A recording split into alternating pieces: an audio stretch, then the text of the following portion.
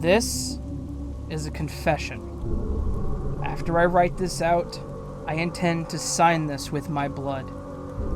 My death marks the end of this dark journey that begins and ends in the only hell I have ever known, Raventown. I do not know what I expect after I pull the trigger of the 44 resting on my desk next to my picture of my wife, Anne, and my son, Dale. But I wish more than anything to join them in whatever afterlife comes after death. However, if there is a God, no matter how much I confess, no matter how hard I beg for forgiveness, I still belong in hell. I can already smell the burning coals and sulfur as I write this out, and no matter what happens tonight, hell awaits me. Either the biblical one, or my own personal damnation. I'm sorry, Anne. You had always been in my heart. All that happened was my own fault, but you probably know, which, if you do, gives you all the reason in the world to hate me. And I'm sorry, Dale. You must already know of the monster your father is. I feel Raventown's presence. It chases me, getting closer with every breath I take. It wants me dead. I just pray to God that my soul isn't bound to that godless land after my death, like the spirits of many. Here lies my confession. January. When you have a childhood like I did, darkness follows you around. My blood is criminal, an inheritance from my father. My life began and ended in filth, his hands always dirty with riches tainted with blood and death. His scent always carried with it an unsettling stink, one of sin and corruption. Even looking at his dead body, with his brains smeared over the floor with fragments of his skull scattered around the bathroom, I still got that stink from him. The gun lay ahead of him, and for some reason, everything, the cops trying to comfort me, the metallic taste in the air, my sister sobbing, all of it seemed less important at that moment compared to the gun lying on that bathroom tile. You may raise the children however you could. Their father's criminal stink would never leave them. The nuns raised us to be decent human beings, and to some extent, it helped. But, like I said, our blood is criminal, and it was only a matter of time that it caught up to us. My work as a private investigator wasn't impressive. I didn't have a knack for it, but I guess I was bound to be involved with the darker side of the world anyway. When I say my work wasn't impressive, I mean quite the opposite of impressive. It was the 14th, and I had been spending my time in the place that I frequented the most, the local porn theater. I was a porn addict. I had been ever since Anne passed. I couldn't bring myself to lay with another woman.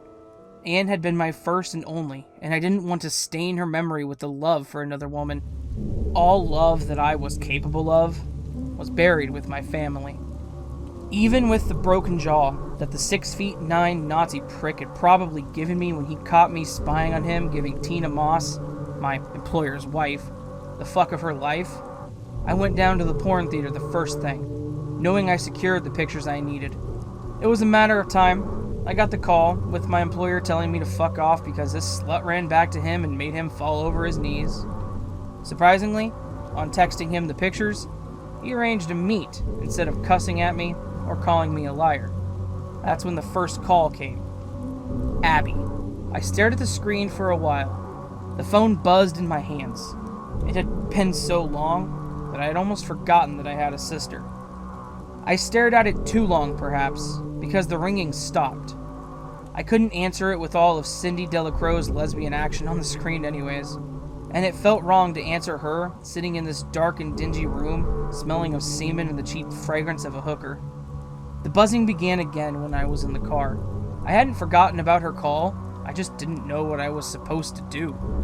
But whatever she wanted, she was desperate. "Hello?" she spoke. Her voice hadn't changed since I last spoke to her, but there was something different about it. "Hello? Ed? Is this you?" she spoke again, with the same shakiness in her sound. "Yeah," I said softly. "This is Ed." Oh, Ed. I could tell my sister was in tears, but after so long, it felt like speaking to a stranger. Ed, you remember Daisy, right? Right?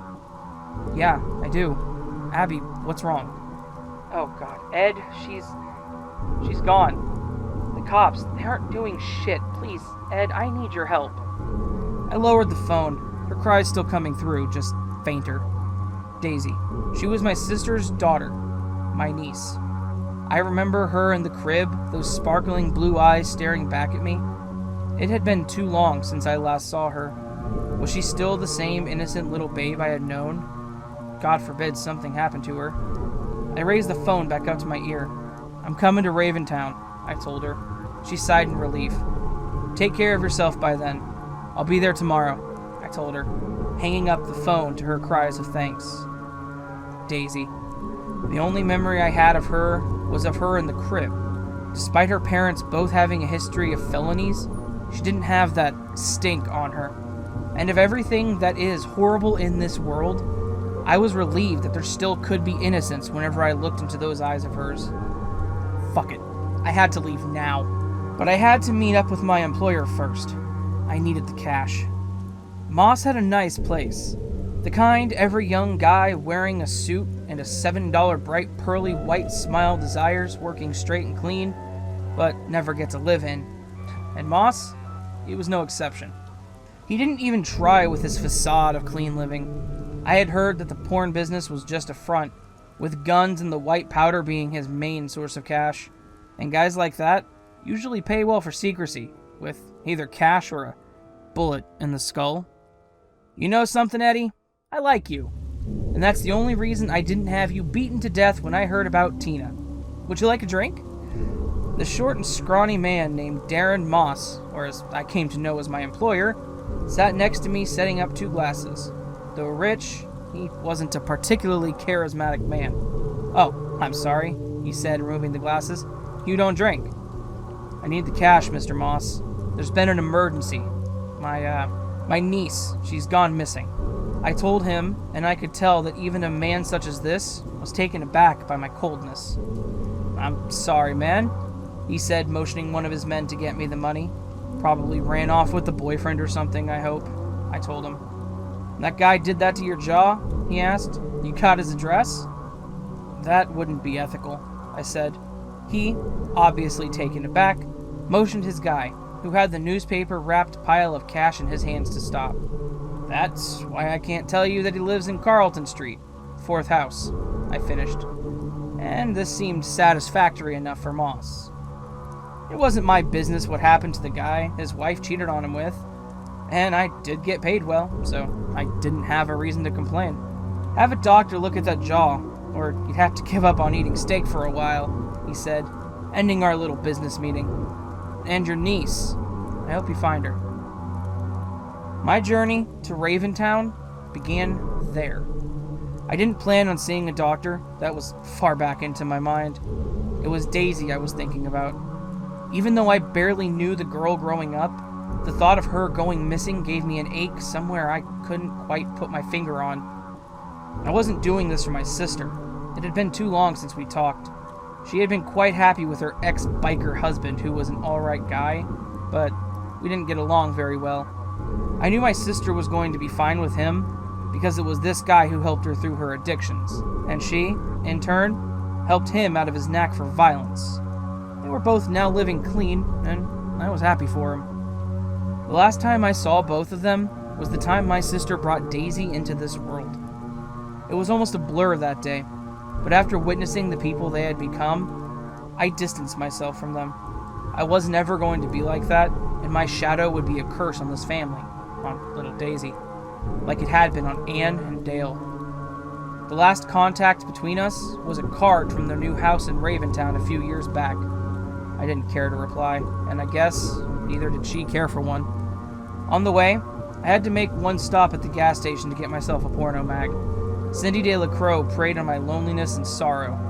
I had to get a look at Cindy. It would help me keep my sanity and push through the fatigue till Raventown. Her perfect breast, clad poorly by her golden hair, that red smile with the ever so slight gap between her front teeth complemented her smooth and tan skin. She lured me to relieve myself in the dirty gas station bathroom. I took only one other break after that, and that was to get myself an energy drink and some gas for the car to keep driving for the last 6 hours to go. I was too tired to let Cindy into my thoughts again, only thinking about getting to Raventown. Welcome to Raventown, the sign read. It had a few icy hills and trees on it, along with a basket of apples painted directly under the letters.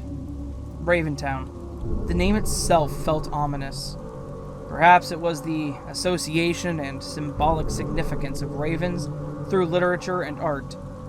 Or perhaps the word as a whole felt as if a town inhabited by ravens, like one would imagine a cemetery to be. Walter, instead of my sister, stood on the porch, which set me off after a long and tiring drive. My sister knew how much I couldn't stand him already. He greeted me with a, "Hey," but maybe it was the stress or the fatigue, but I remember Walter's eyebrows raising in concern as I dropped, and the world around me went dark. "Edward?" I heard Anne's voice in the dark, but whoever emerged from the dark was not Anne. Cindy de la Croix smiled at me, and winking before she walked to me with the same flirtatious smile still on her lips. She whispered deep into my heart, her warm lips touching my skin as she spoke. "I know who killed you," she said, still smiling. "Who killed me?" I asked her back. "It's a secret," she winked. "If you don't tell anyone." She began to untie her robe to me, and even though I was physically exhausted, I found the strength to begin to crawl to her. "If I don't tell anyone what?" I asked her back, feeling a throbbing sensation. "If you don't tell anyone, just maybe," her tiny hands undoing my shirt. "Maybe I won't have Daisy," she said, giggling. I awoke, still with the throbbing sensation, and my sister and her husband stood beside me. "Hey, Ed," my sister said, reaching for a hug, which I awkwardly met with some hesitation. "What about Daisy?" Walt asked, crossing his arms. "Walt!" my sister intervened. "You said something in your sleep about Daisy," he finished himself. I gave him a confused glance that he seemed to accept for an answer. I sat upright on the couch Abigail had laid me on, my hands reaching to button my shirt. "Let's have a talk about Daisy. Would you mind getting me some water, any of you? I would like to get started right away." I spoke, still a little on edge from my dream. Their words minced together as they spoke. It wasn't that they spoke over each other, but my fatigue left me dazed. I couldn't tell who said what, but I registered the information I needed. "She had a boyfriend, didn't she? That Kyle kid? He wasn't good enough for our Daisy. I told you, didn't I, Ab?" "Oh, shut up, Walt. Don't put this on me. My Daisy. If she ran, it's because you were such an unfeeling asshole to her." "Oh, I'm unfeeling. You were the one who let that creep take Daisy into his house. I wouldn't let you turn our daughter into a slut." My sister hit him with a slap across the cheek, silencing him. "Don't you dare, Walter Flanagan, talk about our little girl like that." "Hey, guys, ease it. All this won't help, so for the love of Daisy, put your shit aside and tell me about this boyfriend. Is he missing too?" I intervened. "No," my sister said. "Yes," Walter said. My sister shot him a reluctant look, her teeth sinking into her lower lip, but Walter ignored it. "He went missing for a while around the same time that Daisy did. That motherfuck," my sister cut him off. "He's innocent. He was as devastated as we are, Walter. Being a mother, I can see pain in a child's eyes when it's there." She looked at me. "Kyle broke down crying in class. He's as upset as we are." Walt got up, shaking his head, excusing himself with a beer, and heading out of the house. I heard his motorbike roar as he left, wherever he did. I could have consoled my sister, but I just spared her a glance and took off myself, letting her know that I was going after Kyle. He probably knew something. On the streets of Raventown, I felt like a complete stranger, and even though I was, the feeling of being a stranger felt too off, as if I wasn't even supposed to exist here. I was shot a few glances on the way, which I replied with a wave. People weren't as friendly here as the movies often depict small-town people to be. Instead, they hurried along when they passed me. I introduced myself to a few kids I spotted playing a game of basketball nearby. They had a sickening attitude on them. Nothing a strong backhand couldn't correct, but I needed information, and information I got, which did cost me some cash. Kyle's all fucked up, man, ever since his girl ran on him. He'd probably be at the Chandelier around 9 or 10. Chandelier, how original. But that's where I had to be. I looked at my watch. It was just 7 p.m. At least 2 hours to go if I was to trust these kids. I couldn't go up to his house without a warrant, and a kid whose parent let him go to places like the Chandelier, which I came to know was a clubhouse, they would probably get me kicked out of Raventown. I walked around the road, planning to head to the Chandelier early. I had nothing else to do, and no reason to be here anyways. I heard a car behind me, and as soon as I turned to realize that it was the local sheriff's department, I froze. "Hey, new to this town? Would you like to chat? I could show you around if you'd like," the driver said with a plastered smile. "Oh, no thanks. I'm alright."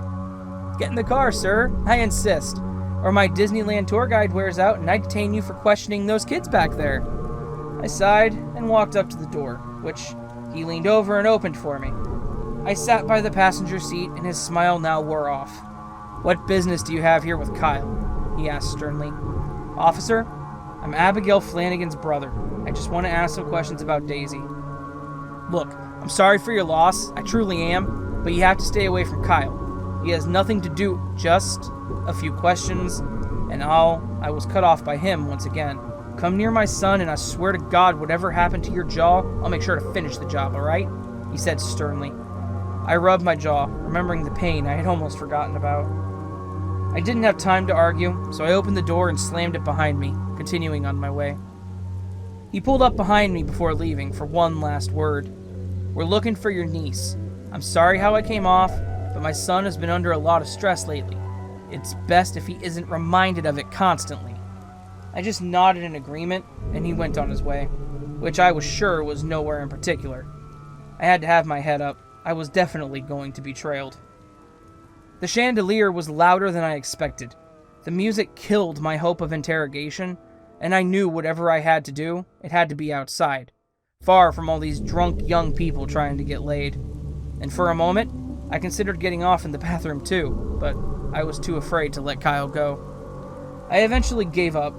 The seductive, drunken stares were too much for me, and I paid the bartender a hefty sum to let me know whenever Kyle was around, and a little extra for his silence. After I was done, I was reluctant to walk back outside to the crowd. I wanted to stay here in the safety of Cindy's Passion, in those relatively quieter stalls, but I was interrupted by a knock on the door. "Hey man, he's here." I buckled myself only and was met with a tall, clean-shaven and round-faced man who wore long hair glistening back in the bathroom lights. Beside him stood the bartender. "You Kyle?" I asked the man, confused. "Yeah, the fuck you want to talk about?" he said, inhaling a puff of smoke from a cigarette clutched between his fingers. I shot a glance at the bartender who left the room, announcing that he would return in 5 minutes. "Kyle, you know who I am?" He answered exactly that I expected. "Alright then. Well, I'm Daisy's uncle. You know Daisy, right?" Kyle's expression twisted into one of utter dread and began to choke on the smoke he inhaled. Oh God, Daisy." He began to weep. I suppose he wasn't as old as he looked. He began to lean against the wall. I lent him a hand to help him steady himself, but he continued weeping. "Oh, Daisy, please come back to me." He broke down into sobs. He didn't do it, I could tell. But even if he did know something, I couldn't interrogate him like this. I knelt down to him as he sank to the floor. "Steady yourself. I believe you. You did nothing. But if you know anything that will help me find her, or if you know who took her, you have to tell me, Kyle." He looked up to me and shook his head a weak no and continued sobbing. I reached into my pocket and grabbed the last of the cash I carried, taking out a few bucks and handing them to him. "Get yourself a drink." I met the bartender on my way out, who went in to check on Kyle in the bathroom. I bumped into a lot of people on my way out. I was in a rush to get out. Leaving a person in hysterics is like setting a time bomb. On opening the door to leave the noise behind, I felt the cold embrace of the wind. I was at peace here. The noise was still making my head throb, but it was short-lived. A fist flew into my face from sideways, thankfully missing my jaw and getting me in the nose instead. I tumbled onto the ground, and another fist landed on my face. You son of a bitch, I told you to stay away from my son! The cop spat in my face. This man's rage was boiling at such a rate, I thought I was going to die here. But he was held back by another man in uniform, probably his partner or a superior, who tried to calm him down, eventually restraining him with a set of cuffs. My nose bled down my lips. The cop then approached me, helping me up. You shouldn't have done that. Fleck's not a bad guy, he's just stressed, you know? I'm sorry, but I'd really appreciate it if he didn't throw a lawsuit at the old man. The younger officer spoke with some charm. I felt my rage ease a bit. Psycho, I muttered, spitting blood on the ground. The younger man chuckled a little at this and offered me a handshake. Officer Atwell. Kevin Atwell. I hear you're Miss Flanagan's brother? Well, welcome to Raventown. What the fuck kind of welcome is this? I asked, holding my fury. I'm sorry. Let me buy you a drink tomorrow. I'm on duty right now. It's alright. Have a nice night, I said and began to walk away dismissively. I felt his gaze on me as I walked away. I was ready for another charge the moment his partner would be let free, with adrenaline pumping into my veins. But a rational part of my mind assured me that that was unlikely. After a few minutes of walking, I watched a car parked on the road. A very familiar car, which on closer look turned out to be my car, with Walt, my brother-in-law, waiting with his arms crossed, clearly trying to conceal his impatience. Hey, get over here, he said through clasped teeth. Waiting on me? I replied sarcastically. Were you followed?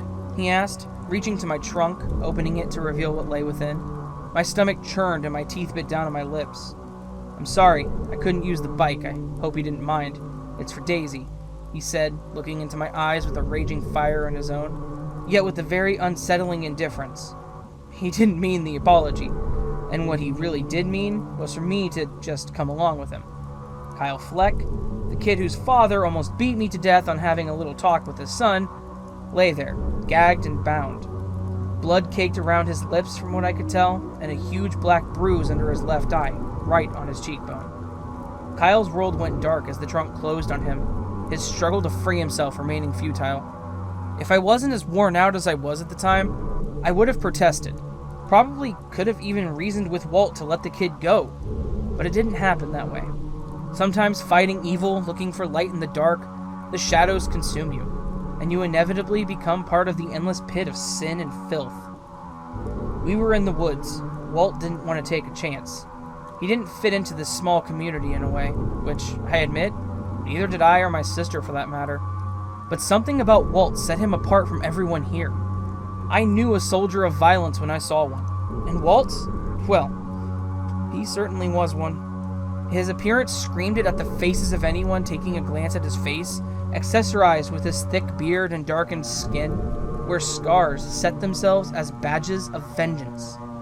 I think Walt didn't expect my silence while we drove, but he hadn't a care in hell for it. His constant glances at me while he took the wheel were a means of telling me that he didn't indulge in this for some sick pleasure, but rather, it was a necessary evil.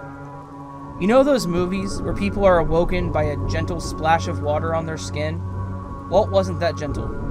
A slap from a rough hand hardened by the years he had behind him now seemed to do the trick. Kyle was awake. His fear was apparent from the moment he opened his eyes. His breath panicked as he realized where he had found himself.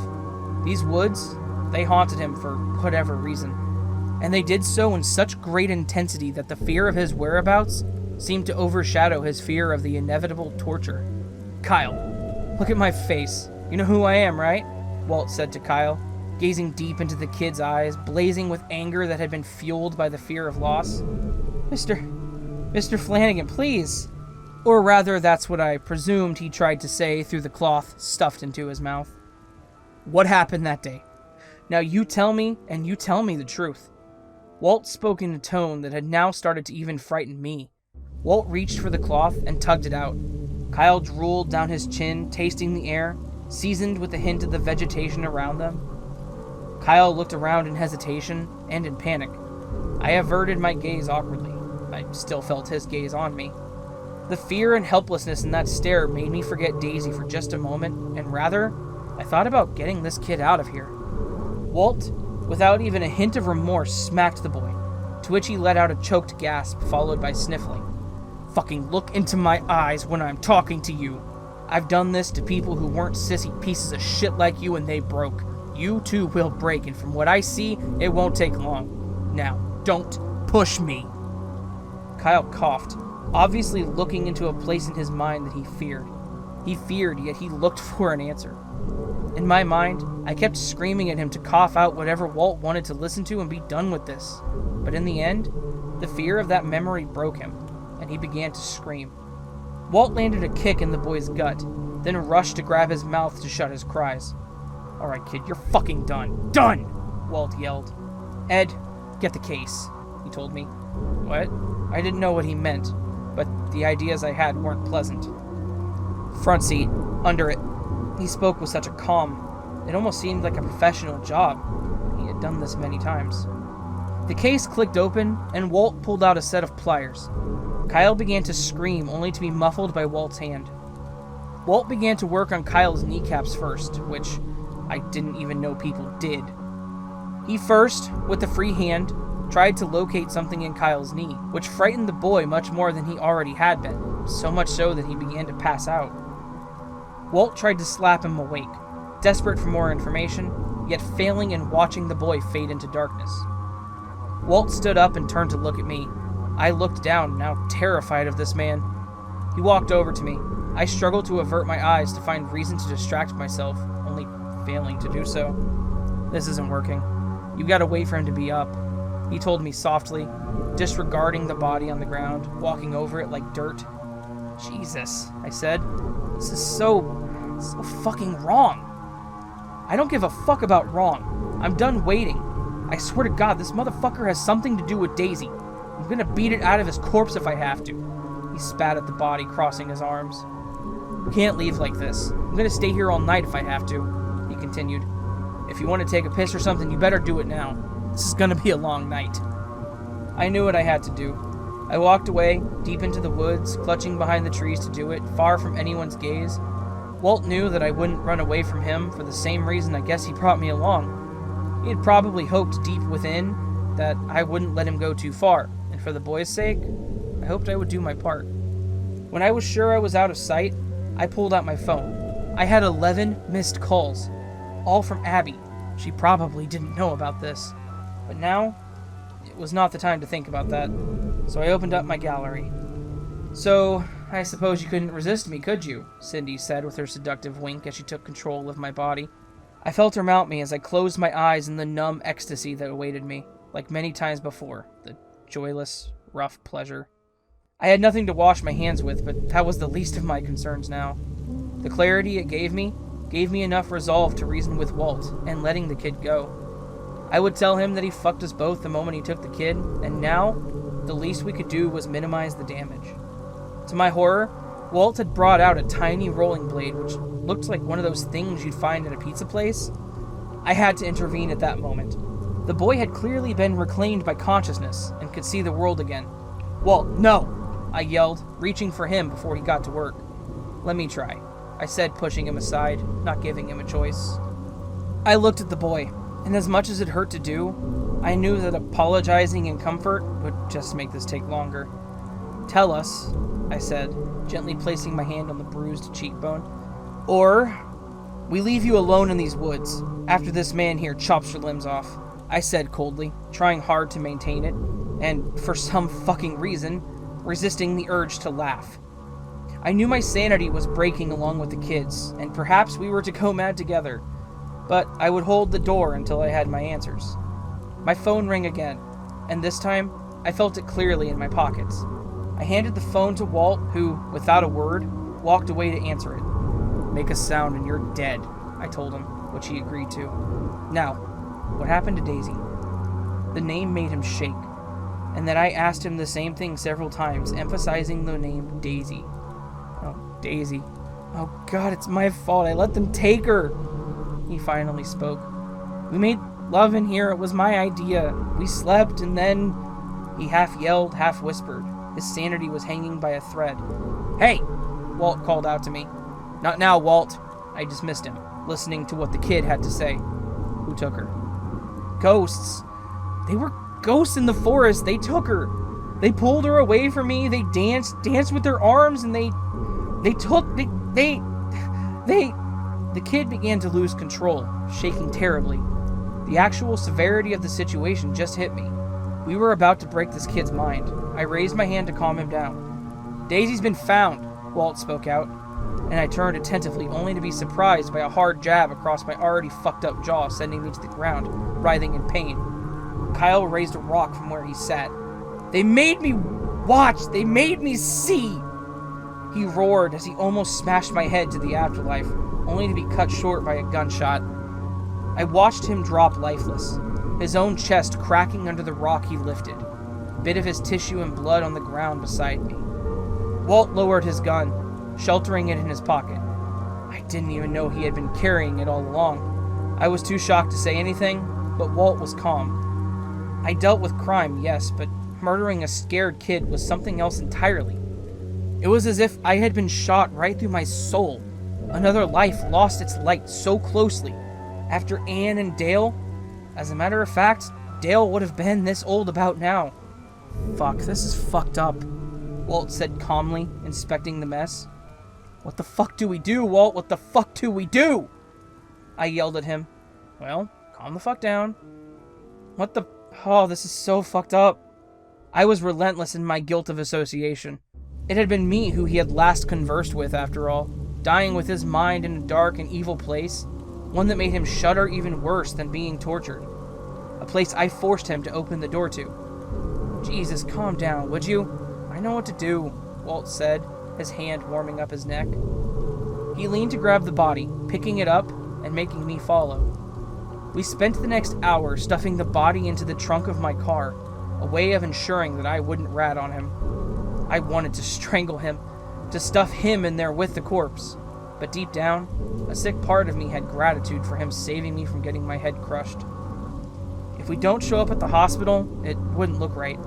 Well, we need to take the car back home. And as hard as that was to do, I obeyed.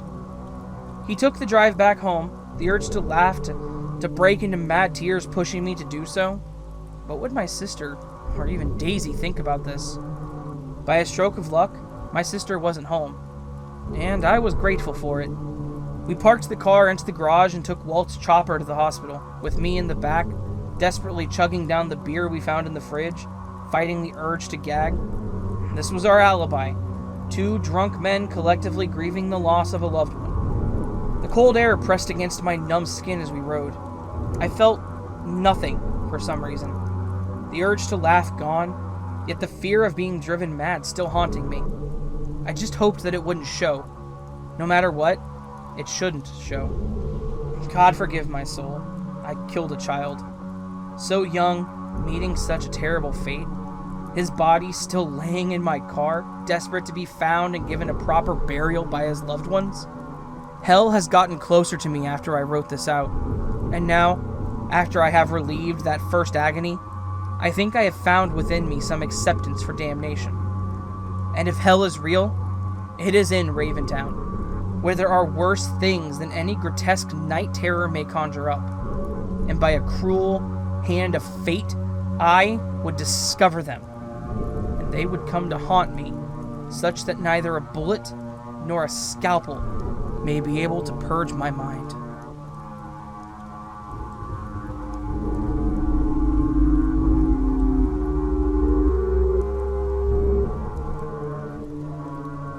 I still fear the darkness, for in the dark there lie things beyond our understanding. Things that lurk around, waiting for the absence of light. Daisy had been first seen limping on the sidewalk a few hours prior. She did not appear as an extraordinary sight, rather, quietly walking along the path, looking right ahead as if lost in a trance. Her clothes appeared to be totally unscathed by the elements. They remained clean and intact. She looked quite alright herself. Her hair was neatly combed in a way that she had always done it, and her skin appeared to be untouched as well. She had found her way into the Orchard Diner and sat down to order 2 full apple pies and a glass of orange juice, which the owner, Miss Carol Booth, had gladly served up, free of cost on recognizing her. She appeared to be completely fine, not a scratch on her, as she began to shove large chunks of crust and apple fillings down her throat, not taking a moment to say anything. According to Miss Booth, she acted as if there was absolutely nothing wrong besides the monstrous hunger. By the time the police had been called and Daisy had been brought into the town hospital, she had already finished her meal in the sheriff's car. He brought her some sandwiches after she had claimed to still be hungry, which she had started to then devour in his passenger seat. "Is she..." My sister barely spoke out to the sheriff who stood in the hall, next to the room where Daisy was being tested for rape and possible drugs in her bloodstream. "We don't know yet, ma'am, but we will find out what happened, I promise," he assured her. The sheriff was a rather tall man. He was in his mid-50s, I assumed, which I later found out to be wrong. The man was in his early 40s, but he seemed to age much faster for some reason. "I need to see my baby," Walter said, ignoring the sheriff standing in front of him.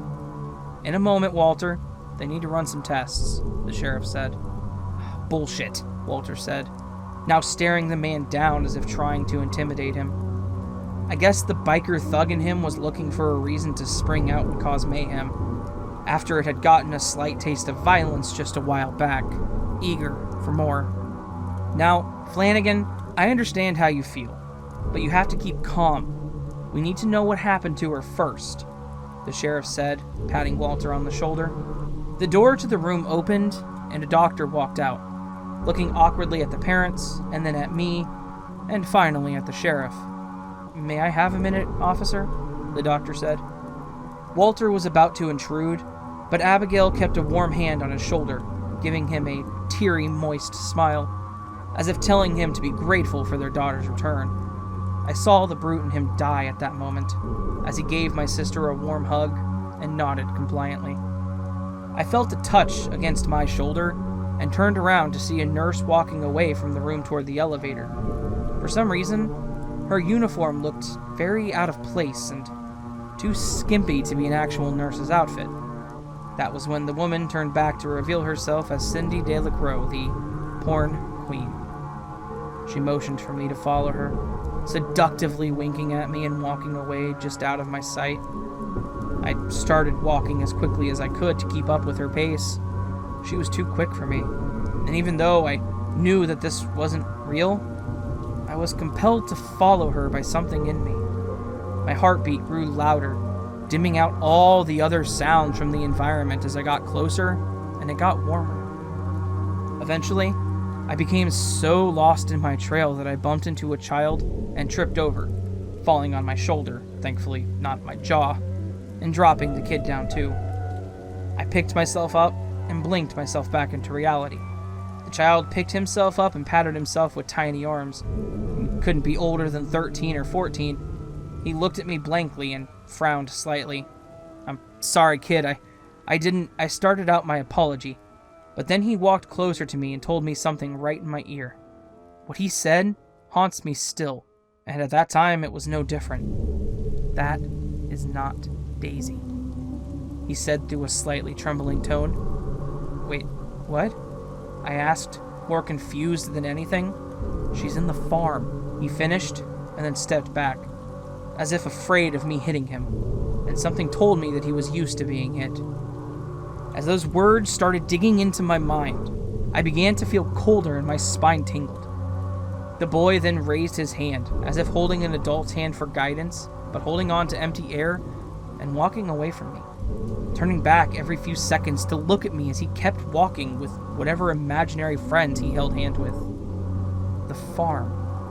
Somehow those simple words sounded much more ominous in the given context. The words kept running in my head over and over again until it pained me to even think about it. But a thought is like a parasite, and a mind is impenetrable. By the time I had found my way back, now with 2 coffees in my hand for Abby and Walt, I saw a sight that I had never anticipated to see as long as I had existed in this miserable existence. Walter was in tears. Abigail held whatever was left of this man together in her embrace as he let himself go in her shoulders. Abigail looked at me with tearing eyes, but she managed to stay strong for her husband. Daisy had been raped several times. And as far as the doctors could tell, there were multiple proprietors. Several vaginal tears and signs of forced entry. She had also been violated using several objects involving branches, bottles, and possibly even a kitchen tool of sorts. The toxicology report was pending at the time, but later, there were found to be traces of amphetamines in her bloodstream. What kind of monster does that to a child? I had seen some shit in my time as a private investigator, but this was just too personal to me, and it deeply broke me and sickened me at the same time. Now I felt what Walter probably felt when he gunned down that kid. I hungered for vengeance. "I'm gonna kill him, Abby. I'm gonna kill them for what they did to my baby," Walter said between sobs. Abby gave me a look, and I left the hall to give them some space. I was too fucked up to relieve myself in the hospital bathroom, and neither did I smoke or drink to lessen my pain. So I did what I did, and took myself a seat in the bench outside the hospital with a stone on my heart. Jesus, the way I felt at that time, anger, guilt, sorrow, fear, it made a deadly concoction, one that was enough to drive a man to violence, and I accepted it. The people that did this would not get away. I was so lost at the time that I never saw Officer Atwell even take a seat next to me. "I'm sorry about Daisy. We're gonna find these animals," he told me, trying to reassure me. I noticed that same kid from earlier, now walking around with a woman that I assumed to be his mother, getting something from a vending machine. I was lost in that sight, focused on the snack the vending machine had deposited for the child's guardian to collect. "Look, I understand that you are angry, but don't go looking for revenge. We will get them." Atwell stopped. "What's the deal with that one?" I asked him, my gaze fixed on the kid. Atwell was slightly confused by my sudden and unexpected intrusion. "He's got some, issues? Schizophrenia," he said. I nodded, ending the conversation and getting up to leave. Atwell held my hand, steadying himself as he stood up, even though he was a young man. "Remember what I said, please." He then left with a pat on my shoulder. Kyle had said something about her being taken by ghosts. I had to look into that first. I was not going to force Daisy to relive that hell by asking her anything right now, and I hoped that the officers did the same, at least for now. Let her rest, she has been through enough. As I left the hospital, I got myself a coffee and decided to spend the night at the Chandelier. The pain was too much to bear, and perhaps a little something could help. "Hey," I heard someone call out to me on my way. I turned around to see the short blonde woman who had served my niece before her way to the hospital. "You're Abigail's brother, right?" she asked out to me. Before I knew it, I was already sitting down at the diner after closing time with Miss Booth, helping myself to some late-night coffee and a sympathetic ear. I felt comfortable in this place, a feeling Raventown had always disregarded. She bit her lower lip as she listened to me rave. She was a good kid, it's sickening to think someone would do something so awful to her, she said.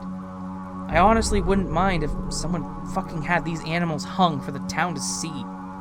I liked this woman. I liked her company. She made me feel a way I hadn't felt in a long time. Now, I find it a little funny. I thought that I loved this woman. I can't tell you why, but for some reason I did. And there was nothing more I wanted at the time than to have her give me that sympathetic look with her lower lip pinned between her teeth. It was truly an amazing feeling. One that sadly came to an end when Ms. Booth had decided it was late enough and decided to head home, offering me a ride, which I declined. "I know what you're looking for," I heard someone whisper in the cold air. Carol?" I turned around to see that Miss Booth was already gone. A cloth brushed up against my face, blinding me for a moment. In my emptiness, I could hear the familiar giggles of Cindy. She was walking away from where I stood, her hand extending back holding mine. "Come, let me show you," she said through a red grin on her face. Her hair flowed as if it was windy, but the night, it was still. Her white gown flowed over me, engulfing me in the stark white nothingness as we walked to seemingly nowhere. I didn't know where she led me, but I didn't think too much about it for some reason. "Close," she said, and I obeyed her commands. She was in control, or so I felt at that moment. I smelled copper in the air, and with the overwhelming dread, I realized where I was. The blood of whom I could only assume was Kyle Fleck had been under my feet, coating the leaves that I had stepped on. It wasn't fully dry yet, and for some reason, the stench was strong enough to take hold of the forest atmosphere and invade my sense of smell. I looked around. Cindy was nowhere to be seen, at least not anywhere alongside me.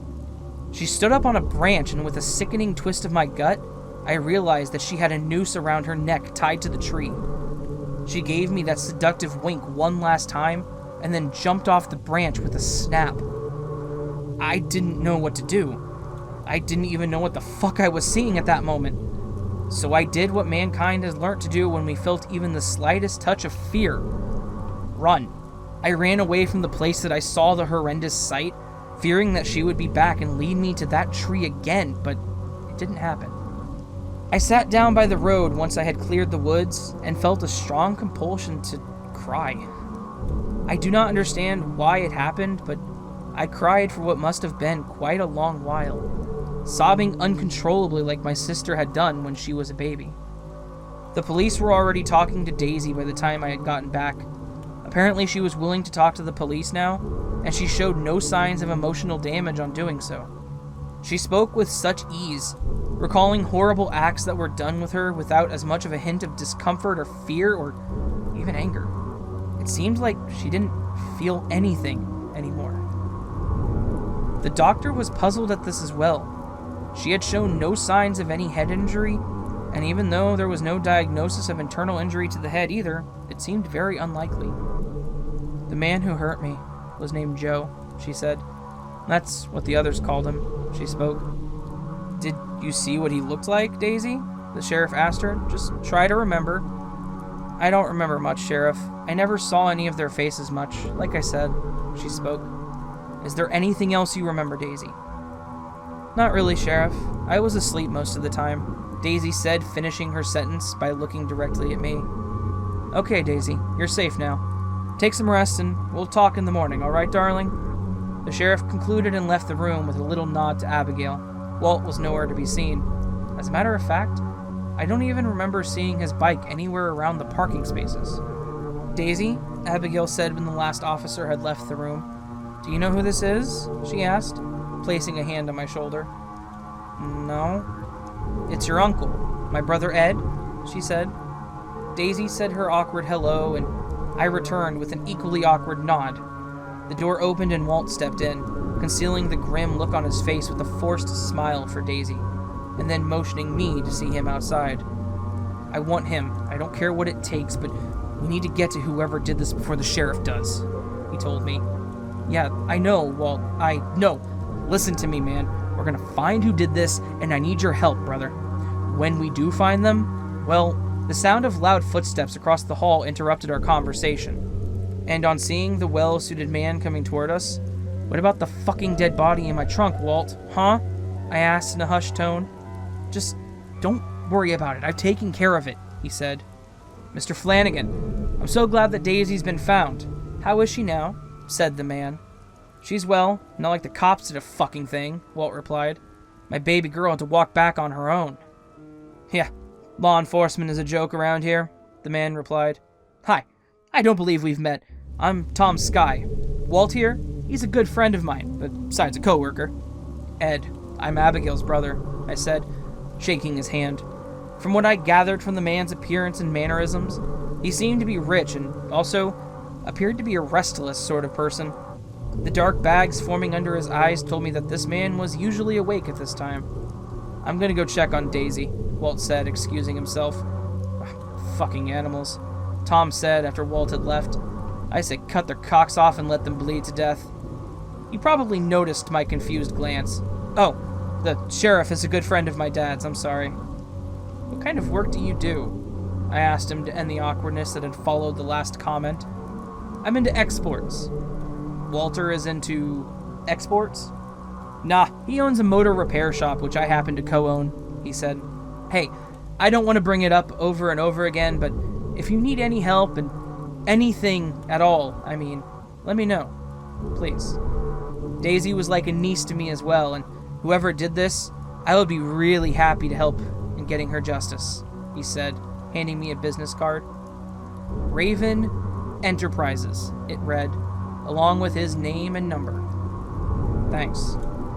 Tom turned around to leave when I asked him something that had been burning inside me once again for some reason. Maybe it was the hospital. Maybe it was Daisy being awake again. Maybe it was... I don't know. But I had that question in my mind once again. Say, I asked. Tom turned around. Do you know of any place called the farm? Tom froze for a moment. I knew this expression instantly. The same face I had seen people pull when they had been called out on a secret. Being in the field of work I was, these kind of secrets were deadly. Some schizophrenic kid said it to me, so, well, I don't know if it means anything. I said, Billy. Well, I wouldn't take his word. Not exactly. He motioned toward his head. Balanced. Poor kid. With that, he left. Now, I was a little bit confused. But I couldn't think of any rational reason to this. It was around 4 a.m. and I was very tired. Perhaps I did overthink it. If I was going to find them, I needed to think straight, and that wouldn't happen without some rest. I woke up in the morning. Rather, I was awoken by a nurse. I had passed out on the bench where I had indeed spent the entire night. The first thing I had to do was read the papers. I needed to know what the people knew first. I didn't exactly know how much the sheriff's department told people, but if this Joe person knew, he could go into hiding, making it much more difficult for me to find him. There were only mentions of Daisy being found and nothing else. No mentions of what had happened to her or anything of the like. I was actually grateful for this. It could be a lifesaver for me, but even then, I must act fast. In a small time, word travels fast, and I needed to reach Joe before this information did, and sent him away. There was, however, another article, this time in the national paper, that caught my eye. In bold letters, it read, "Famous porn actress, age 31, found hanging in apartment." No, this had to be some kind of fucking coincidence. It can't be. And I didn't need any of this on top of whatever was happening, but I couldn't help reading between the lines of the article. Cindy Delacroix. The words stabbed into me, leaving a bitter taste as it did. What the fuck was happening here? Something wasn't right, and it sure as hell wasn't. No, I didn't grieve for the woman. I barely knew her. But after seeing what I saw last night, I really don't know. The morning was a little hard to get through. My mind was jumping around several things at the same time. Joe being most prevalent, but there was something else too. Kyle Fleck.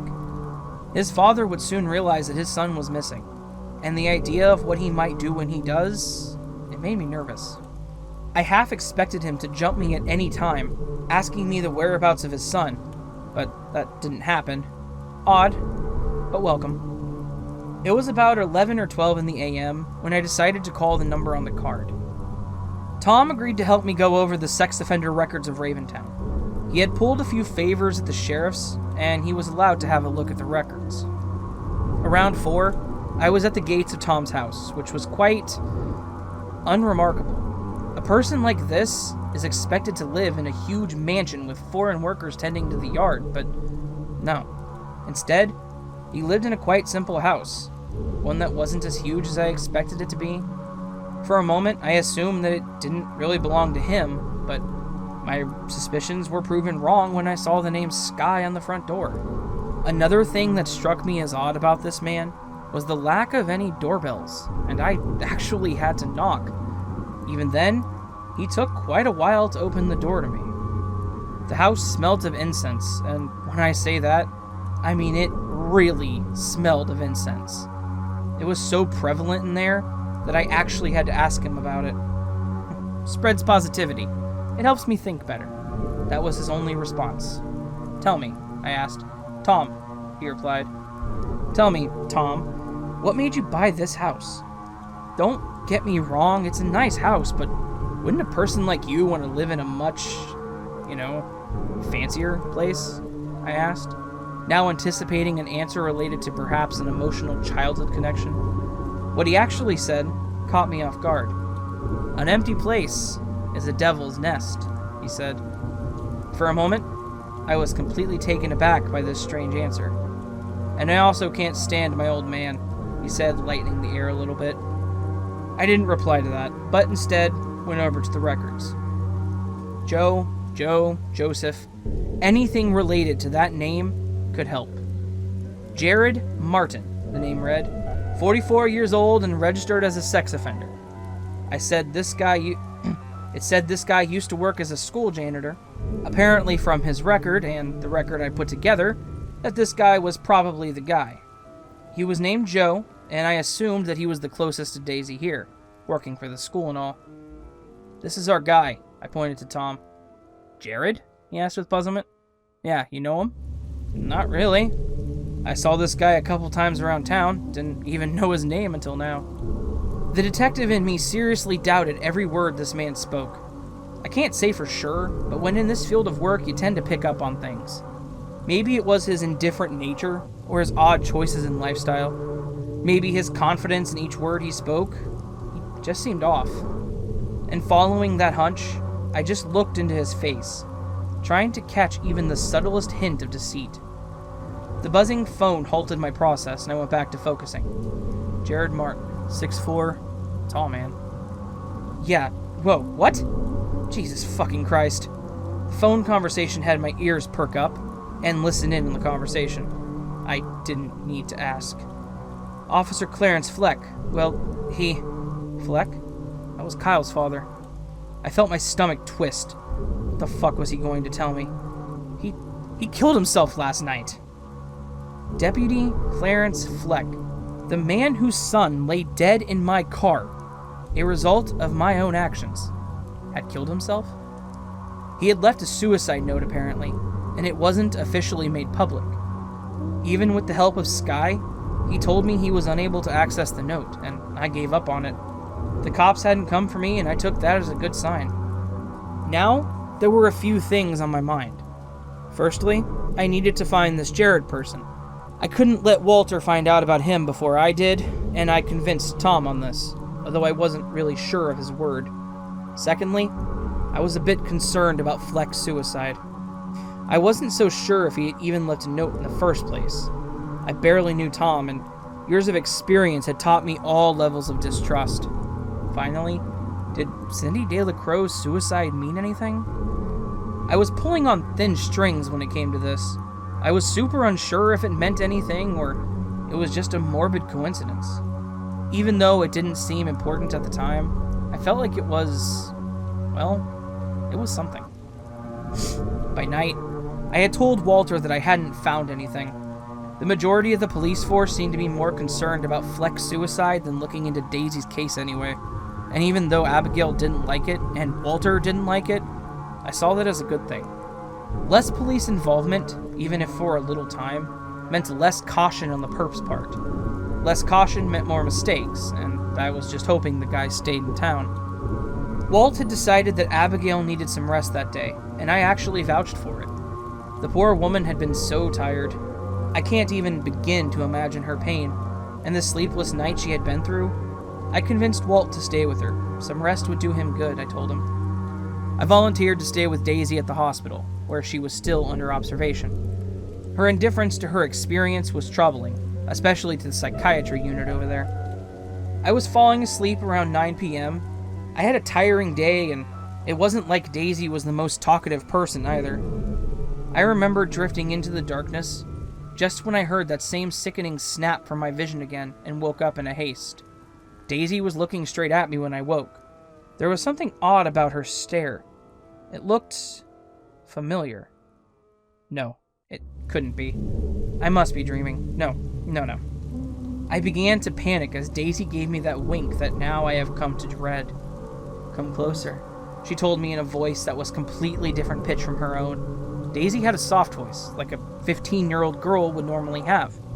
But this sounded too high-pitched, too womanly. Don't be afraid. Come closer, she said. and, out of total confusion, I did what she told me. "Closer," she whispered with a little giggle. I leaned in closer to her now, close enough for her to whisper in my ear. "Fleck is in the farm," she said. I froze for a moment, trying to take in those words, just when she let out a blood-curdling scream that made my heart jump up to my throat. I tried to back away, but her screams had me frozen in place. A few nurses and a cop ran into the room to check up on us, but just as Daisy caught sight of them, she grabbed onto my head and reached in for a bite, tearing into my ear. I let out the loudest cry of pain that I guess I ever had, as I felt her teeth draw blood from the skin under my ear. I kept pulling away, too afraid to hurt her, but I knew that if I didn't, she would tear my ear off, so I knocked her over the head and fell back on the floor. I kept letting out soft coughs. Blood covered my face, and the white hospital bed and Daisy's gown. I could even taste it in my mouth, that overwhelming taste of copper and warmth assaulting my senses. And before I knew it, I was drifting into darkness. The last thing I heard was Daisy still screaming in what I could only assume was dread, while the cop came up to check on me lying on the floor, bloody and fading.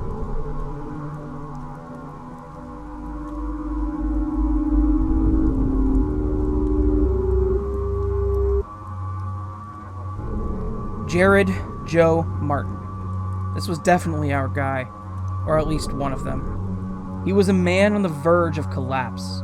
His life was meaningless, or so was the way he chose to live what was left of it. He spent the mornings in his house, alone and doing God knows what. Around midday, he finally leaves his trailer, which is parked right at the edge of town opposite of the woods. He was an outcast for sure, but his shadow still loomed over Raventown. He would meet up at the Chandelier with the same 5 people every day and drink themselves to numbness, leaving with the occasional prostitute. Either that, or they would get into business, which was dealing to the tired students in the club looking to get an affordable high. Joe was the oldest among them, being in his 40s. The youngest was Man, along with being the shortest among them, which earned him the name Tiny, which is usually what the junkies would call him.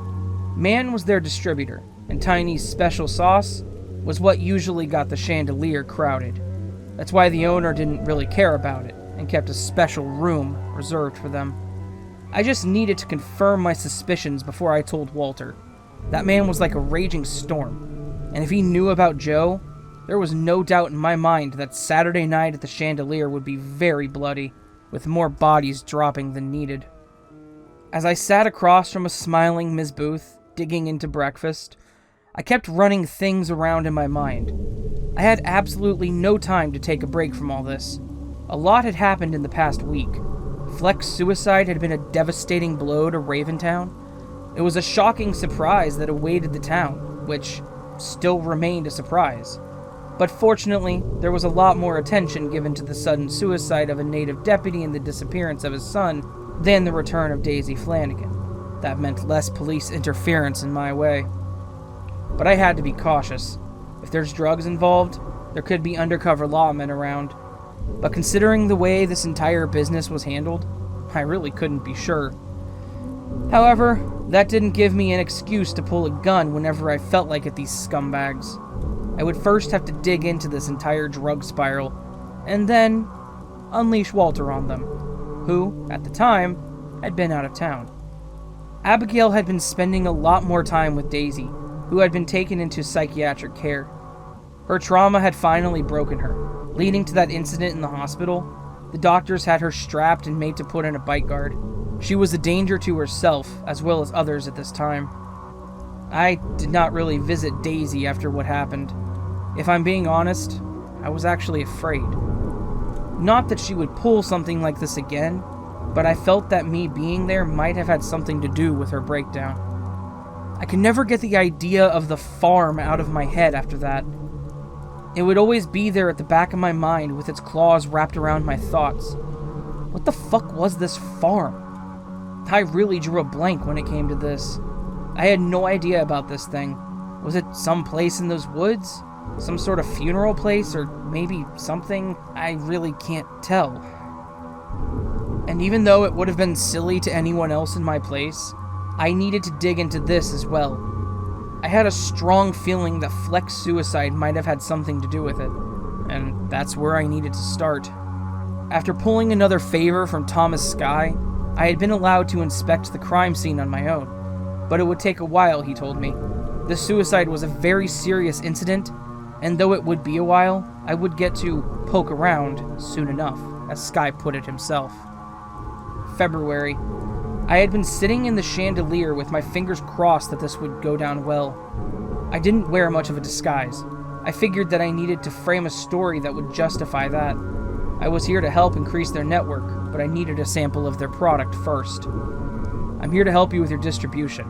I have a network back in North that would increase your profits by at least 70%. That isn't being smoked away by these high school junkies. But all I need from you is a little sample. Sample? Tiny asked. Quality assurance. We need to ensure that the product you cook up in your fucking redneck trailer park is up to our standards, I told him. I'm sorry. I wish I could help you, but we are not into that business. Parker cut in, now standing up straight after leaning on the wall. No games. I'm not a cop, I told him coldly. Yeah, well, you gotta go, Tiny said, now his hand on my shoulder, ushering me out of the room. Fuck, I needed to think, and think fast. Well, I understand that some of you may have a knack for younger girls, I asked, trying to stay as calm as possible. The fourth man in there, along with Parker, Tiny, and Joe himself, was Trav. Trav never uttered a single word, rather just stood cross-armed in the corner. The four of them remained silent, looking at each other. The room felt more claustrophobic now. I was in there with four of these fucking degenerates, and I was trying to please them with a deal. I'm sorry? Joe was the first to ask. Of course it was him. Darren Moss. He owns the Black Unicorn porn studio. He also happens to be a good friend of mine. They had another glance at each other before sitting me down. Yeah? And what the fuck does that have to do with us? Tiny asked. Well, he also runs another business, and I'm sure he could provide you with a certain amenity to help satisfy your needs. I spoke, disgusted with myself, but really not caring at that moment. I knew that I had this son of a bitch. $500,000 for any sales and your contribution for any of his girls, I spoke. I knew that all of them had conflicted ideas, but I didn't have to wait for any of them to break, which looked like it was going to be Tiny. He's got them as old, or as young as you'd like, I spoke. Prove it, Tiny said. He was met with Joe's annoyance.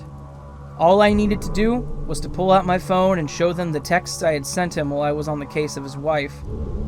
Alright, get this man a sample, will you? Joe told Tiny, who handed me something which was very unexpected. Here, look through the contents. $500,000 each, right? Tiny said as he showed me the contents of his phone. I felt my heart stop as he scrolled down through the gallery with pictures of a young blonde girl, a girl who lay there unmoving in the woods. Daisy. Jesus fucking Christ. This was Daisy. I felt the urge to throw up, and those fucking animals just laughed. Let's go down and get you some crystal. We're gonna make a lot of money together, Parker said excitedly. His mustache, I remember for some reason, went down to his mouth. This was it. Tiny escorted me down the stairs and into the tiny crowd of young people oblivious to what was about to go down in this little place. As I got down, I took a little dash to the bar where I knew I needed to get myself something before I collapsed on the floor or took out my gun and caused a massacre. I was met there with an unexpected surprise as Walter walked in with a fucking shotgun in his hands, clad in a leather cut with a Hell's Outcast Motorcycle Club patch sewed into it, followed by 3 other men wearing the same cut. He came in, ready for war. Hey, clear this fucking place out, said a tall man sporting a white goatee, clad in the biker cut. The music stopped and everyone turned to look at the 4 gang members in the place. What the fuck did I say? Fuck off! He let out and then fired a shot into the roof to make his point.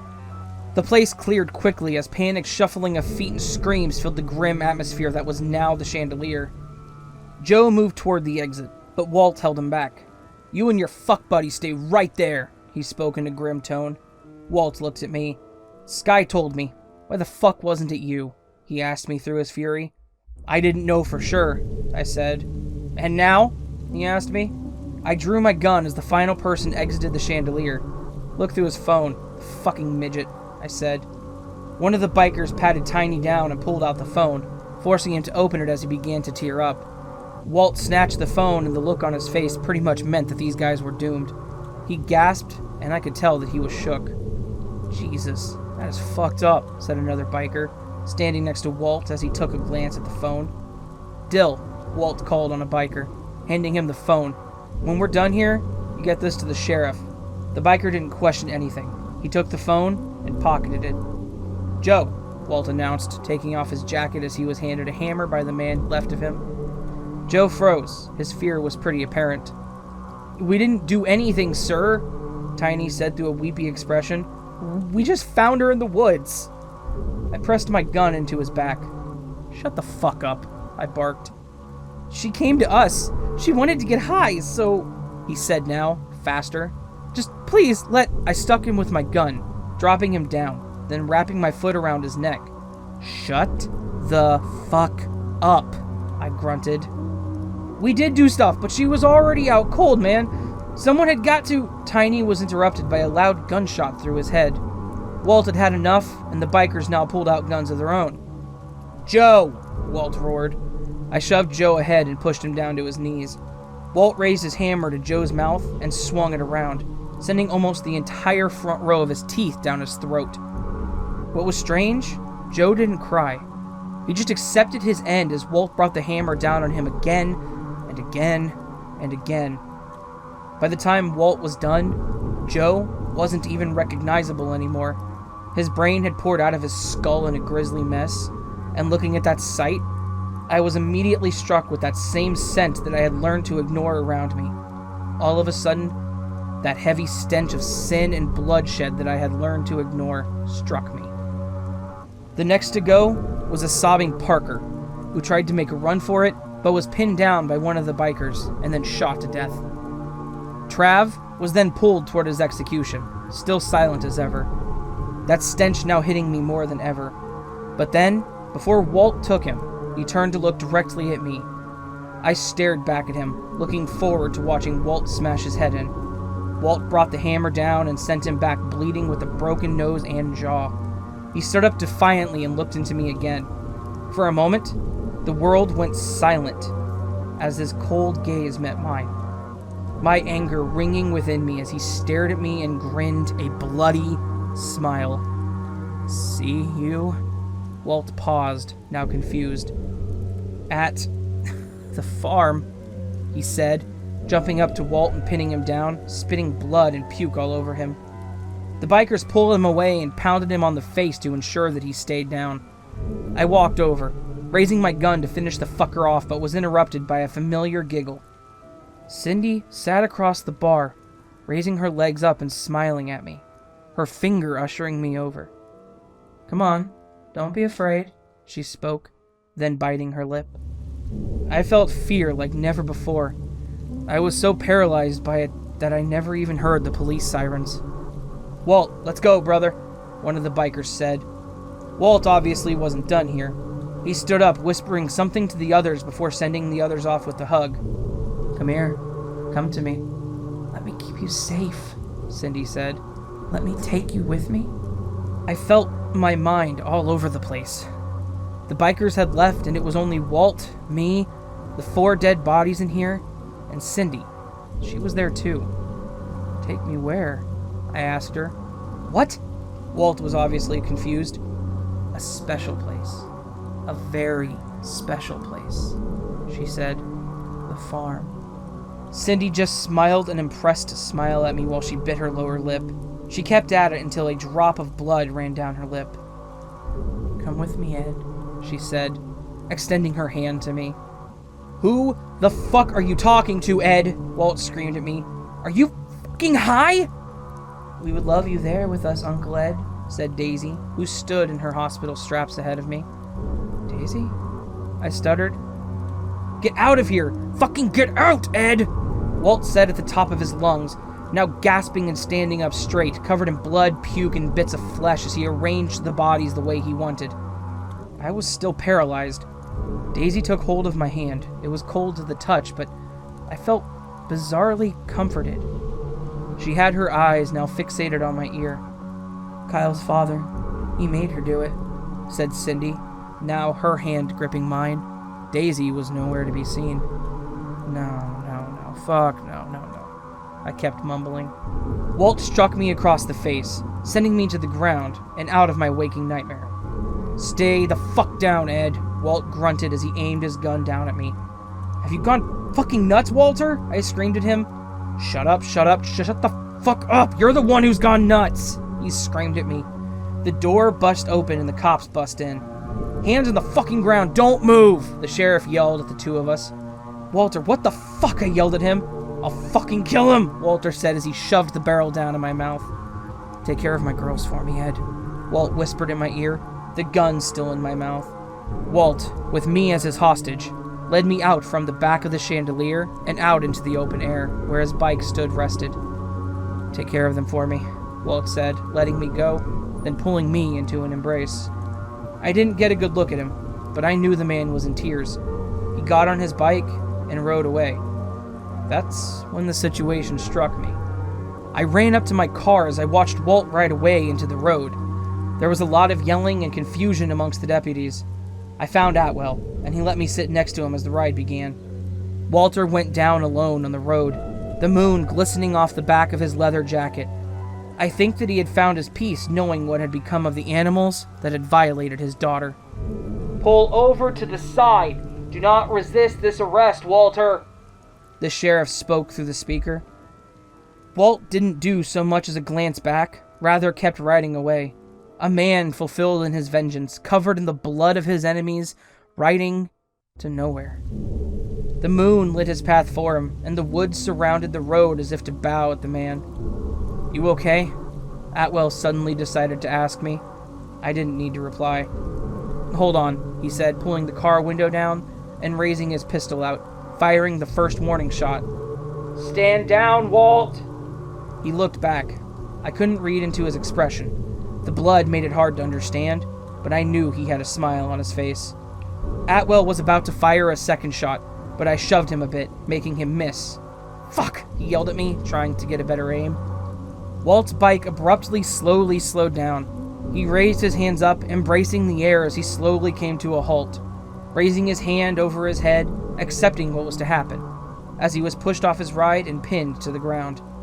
Everything was a blur at that moment. The yelling, the screaming, the gasping, the engines, the crickets. But I somehow knew. I knew, after what had happened, that my job in Raventown was far, far from over. Closing my eyes, I let my hand into the air, anticipating the feeling of touch, just when Cindy's warmth took hold of my hand with hers. "I'm ready," I spoke, looking into those sparkling eyes. She smiled back and gave me a kiss on the forehead, leading me away from the chaos and into the stillness of the dark woods.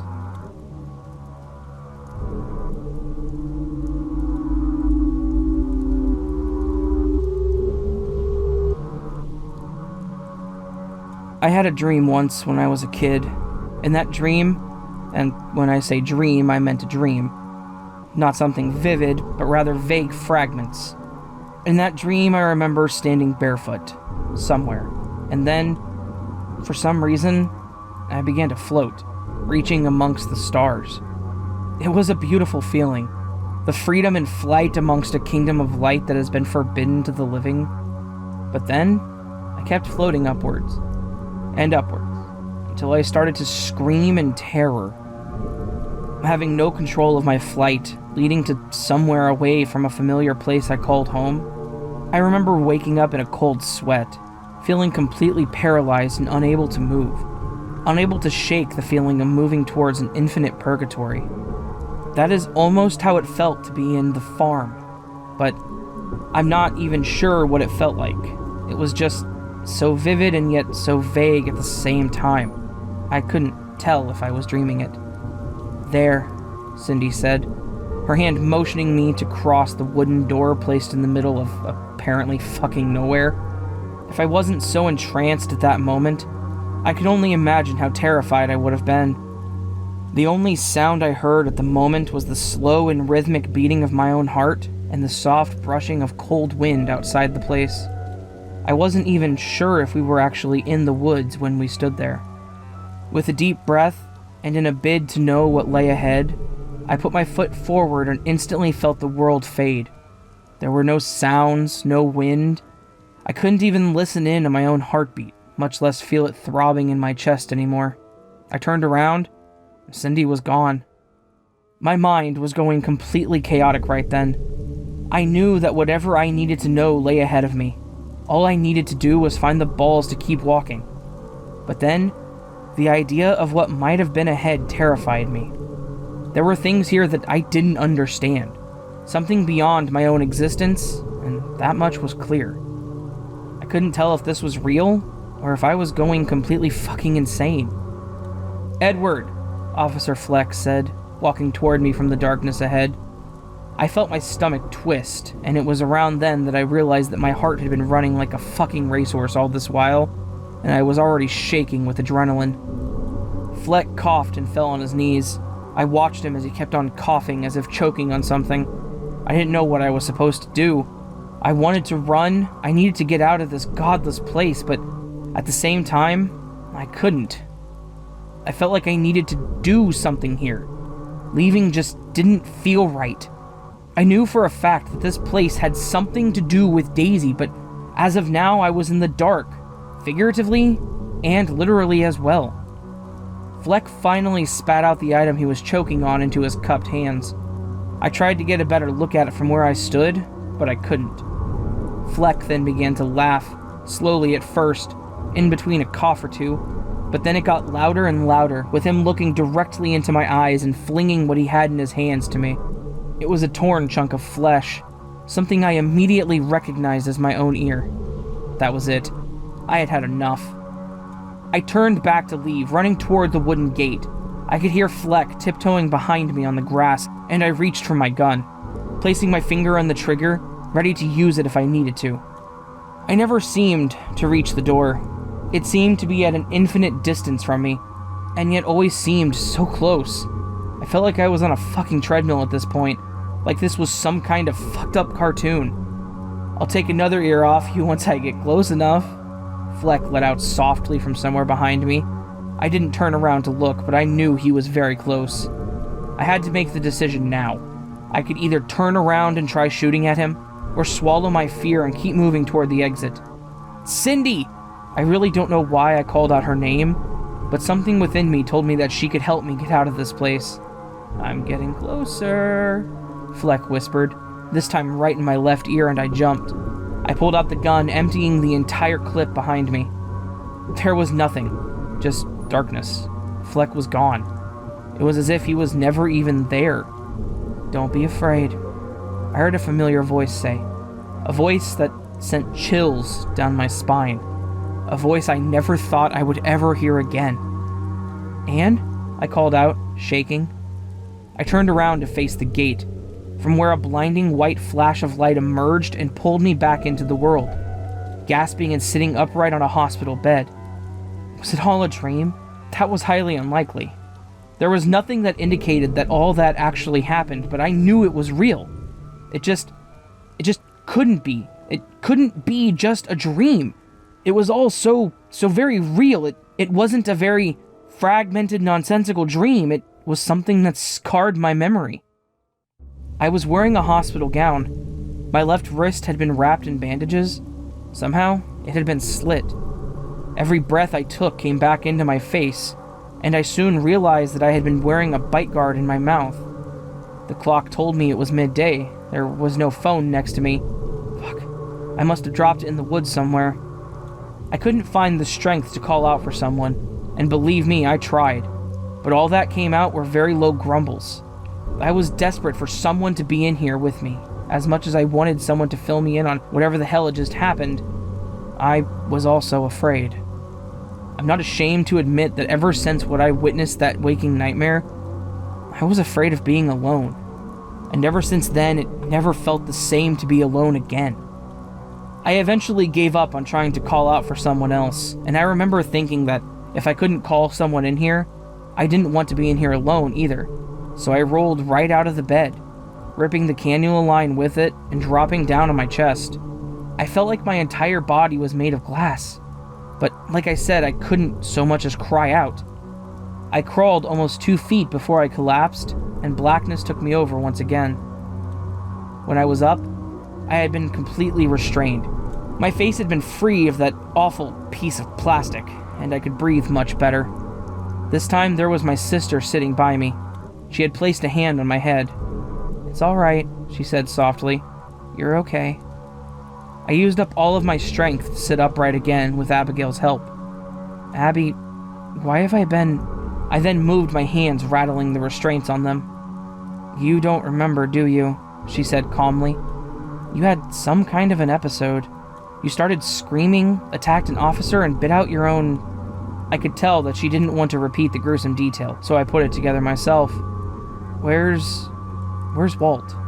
I asked, biting my lip, expecting an answer I already knew. He'll be gone for a while. County prison." "What happened that night, Ed? What happened?" she asked with concern. "Well, the images came back to me. As much as I hurt, I unwillingly relived every second, every moment of that nightmare. But I had heard Anne there as well. Anne, the only woman I had ever loved, had been taken away from me. She was in there with all those terrible things in there. She didn't deserve to be in a place like that. She was there because of me. She had my scent on her, the sin and the filth that followed me closer than my shadow. I was responsible for her being in that nightmarish place." "Ed?" Abigail asked. "Hey," she said, leaning into me, placing her car keys on the stand beside the bed as I began to break down in her arms, crying, like I hadn't when Anne and Dale died. I hadn't cried at the funeral, but today I cried. I cried because all this was my fault, and if there was anyone that belonged there in the farm, it was me. Not Anne, not Dale, not Daisy. Abigail didn't break down. She just held me to keep me together while I was breaking apart, holding her back. "It's all my fault, Abby. It's all my fault," I cried. She let me talk, let it all out, comforting me in her arms. "Well," she waited for me to calm down a bit before speaking. "The police may want to talk to you later. I'll give you some time to gather yourself, and I'll go check on Daisy." She left me with a kiss on my forehead. "You want me to get you something?" she asked me before leaving. I just shook my head and she shut the door. I was alone again. I didn't know what came over me, but I needed to go back. I needed to go back to the farm. I couldn't stop thinking about the idea of my family being in there. Don't be afraid. I knew what I had to do, but there was only one person who could lead me to the farm. The nurse had been noting something down from the monitors above. "How are you feeling now?" she asked me. "There's an itch. It's driving me crazy. Could you please untie one of my hands?" I asked her. She hesitated for a moment before she finally complied, untying my right hand. "Thank you. Could you..." I asked as awkwardly as possible. She turned around. I used this time to rapidly pull her back and choke her. I didn't want to kill her. That was not my intention, but things happened so fast. She panicked, and before she could scream, I had to hold her mouth shut. I couldn't tell. I didn't want it to happen, but I knew when her body fell down lifeless on the floor, cold and unmoving. "I'm sorry," I murmured, strangely feeling nothing. Getting Daisy wasn't as hard as I imagined it would be. Abigail wasn't there, probably out getting a coffee. The only one guard that night was on the floor with the bruised cheek that I had given him. Looking back, I'm still not sure who called the cops, but I could hear the sirens blaring when I took Abby's car out of the parking lot. I really hoped that her medications would wear out by the time we got to where we needed to go. She was the only person who could lead me to the farm. To be honest, I wasn't sure where to go at all, but I drove down the road to where everything went down 2 days ago. "In there," Daisy spoke, now sitting up straight. Her eyes were a cloudy yellow, unlike that sparkling blue I had always known. That wasn't her voice either. It was much deeper and much more much more malicious. That's where the farm is. Whatever had possessed her finished talking, now just silently observing me as I stopped the car at the left of the road, getting out myself and then picking Daisy up in my arms. We walked for a long while. The cops had already found the car and I could hear them running around in the woods. They had been calling out both of our names. "Stop," Daisy said, and I halted. She then motioned at my bandages with her head. "Open it." I did just that, slowly unwrapping the bandages, revealing my wrist with torn out chunks of flesh that had already begun to heal. I knew what was about to happen. I raised my wrist up to her, closing my eyes shut. "Ed, what the fuck are you doing?" Abigail yelled. How the hell did she get here? I heard someone walk through the leaves. She wasn't alone. "Farm is a dangerous place, Ed," Thomas Sky yelled, standing behind a confused and scared Abigail. His face read the most sincerity I had ever seen from him. "Do not go in there," he yelled. "I have to do this," I said. "I'm sorry." Sky pulled out a gun, and before anything else could happen, I felt a sharp pain in my wrist as Daisy sunk her teeth into my wrist. I wrapped my arm around her, pulling her close, and we both left behind our world, entering a far more sinister reality. Darkness. Daisy was holding on to my hand. We were only a few steps ahead of the gate. This time, I got a much clearer look at the place. It looked like an abandoned farm, pretty much expected from a place named The Farm. There was a worn-out windmill that didn't spin in a single direction, rather back and forth. The sky was an emulsion of red and black, with dark celestial objects floating around, seeming so distant yet so close at the same time. There was no grass. The terrain was covered in drying mud. There was one path that was constructed from the middle of the muddy ground made of dark marble-like materials. I couldn't see where it led to. The farthest sight was just darkness, and I knew that there was definitely something hiding in there, waiting for me to get close enough. But as much as my heart raced, I had to get my answers. I had to get Anne out of here. The darkness consumed us. It seemed to hover where it seemed to be before, like a mist or a fog of some kind. Daisy was quiet. It didn't seem odd. Nothing did anymore. I had accepted that the world I knew was just a facade to this fucked up reality. The darkness danced around us like a band of skeletons rising from the grave, and I just knew that something else was in here with us. A low yet deep rumbling filled the air, and slowly the darkness faded away. A pair of blue eyes accompanied by bouncy golden curls, Cindy stepped out of the darkness. Daisy's grip tightened and her breath sounded much faster. Cindy bit her lip and walked closer to me, step by step. Her gown was flowing as if part of the wind itself, even though there was none here. She leaned in and wrapped her lips around mine. It had been so long. I had forgotten that sensation of being kissed. I felt her hand travel downwards. I thought she was going for my crotch, but instead she went for my hand gripped around Daisy's. I felt her cold fingers jam between my and Daisy's hands, trying to separate us. And I don't know what exactly happened, but I let go. She grabbed my hand and kept kissing me, now her hand moving down on my bare skin. I finally opened my eyes and jumped back in horror. What I was making love to was not human. It was a gigantic tree, one with fallen and rotting leaves and twisted, gnarled branches. There was a heart carved in the middle of its bark with the name Joe written on it. It opened up its massive sideways jaws in the middle of the trunk, using its branches to pull me closer. I kicked at it. My chances here were really slim. I was going to be swallowed by this damn thing. Its jaw, a slit running down the trunk of its mouth, opened again, lined with sharp, needle-like teeth. "Don't be afraid," it said in a deep growl. Spit and slime leaked from its jaws, pulling me closer and closer, until it finally won and pulled me upright with its branches, and ripped into my clothing, tearing my hospital gown off. The slit widened and pulled me closer into it. I screamed and screamed, yet I don't think my throat really let anything out. "Let me show you true pleasure," it said, pulling me down onto itself, thrusting my hips and crotch into its jaws, closing around my genitals. The pain was unbearable, and I prayed, I wished, I was desperate to pass out and end this terrible experience at once, but that didn't happen. "Ed," it said my name in Daisy's voice. and as disgusted as I was, I felt just as powerless. Finally, I kicked away from the thing, which now had my left foot still trapped in its hold.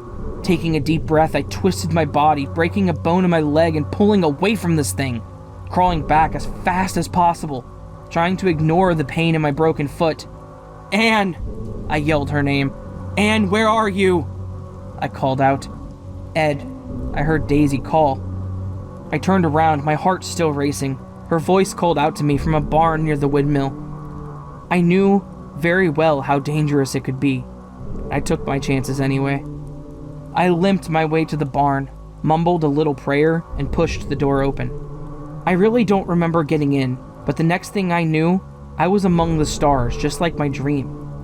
I remembered walking through the sky as if it was solid ground, yet it wasn't at the same time because I knew that I could put my foot through it.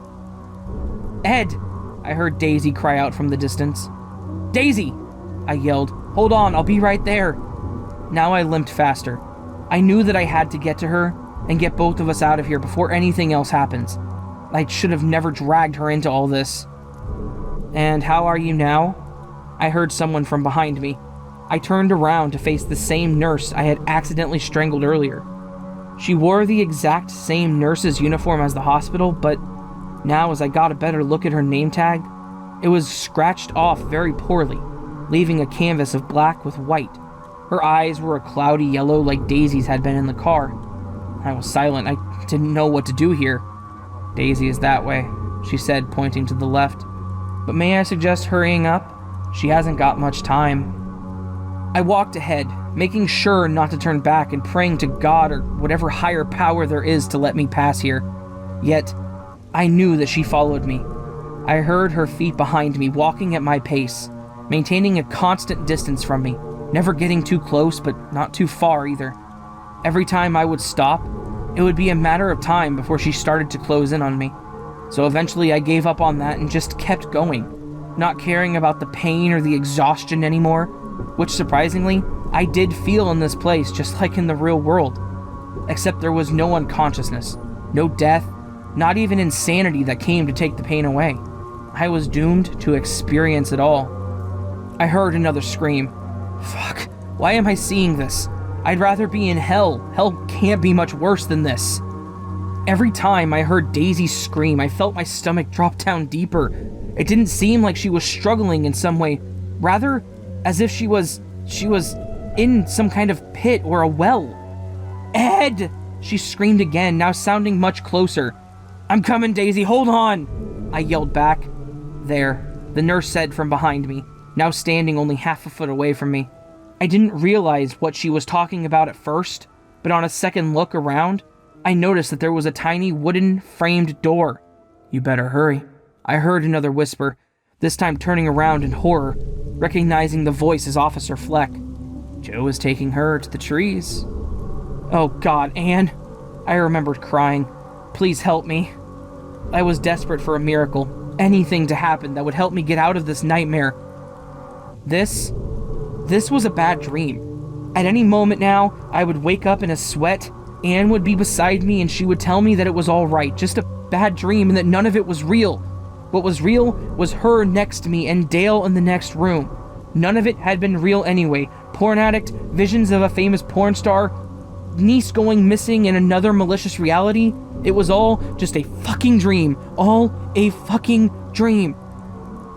By the time I got to the door, there were others following my trail. Fleck, the nurse, Kyle, Ms. Moss, and even Jared. The gate led me to some place I had always hoped never to be again. My father lay dead on the bathroom floor. Smoke still flowed from the large hole in his open skull. The room was sprayed with chunks of blood and bits of brain and skull. It was just me, the bathroom, and my dead father in there. Daisy didn't scream anymore. I doubt that I would even have heard her if she did. Where I was right now, nothing made sense. My sanity was being held by thin strings here, and I was bound to go completely mad any moment, but it seemed like a far stretch. I would never ever get that sweet release away from this suffering.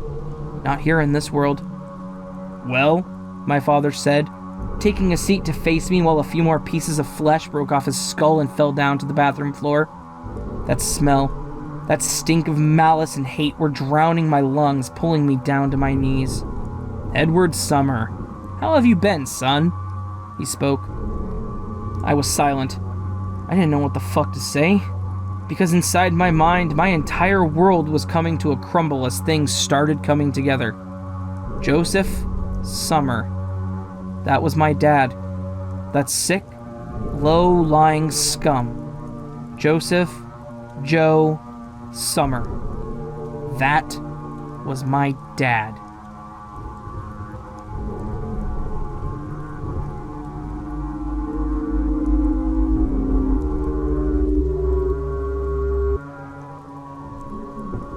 "How have you been, son?" he asked me in a dry yet mocking tone. His voice stretched thin with his flesh and skin falling off. All that was left of Joe Summers was his mocking skeletal smile and the stench of hate and malice. This was not natural.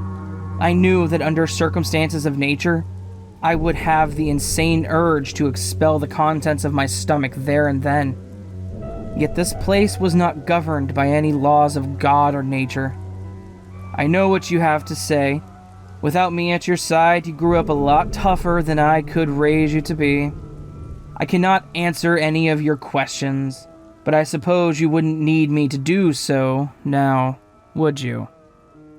The structural mass of bones and ligaments was almost clean. Had it not been for a few stubborn pieces of flesh on the framework of the bones.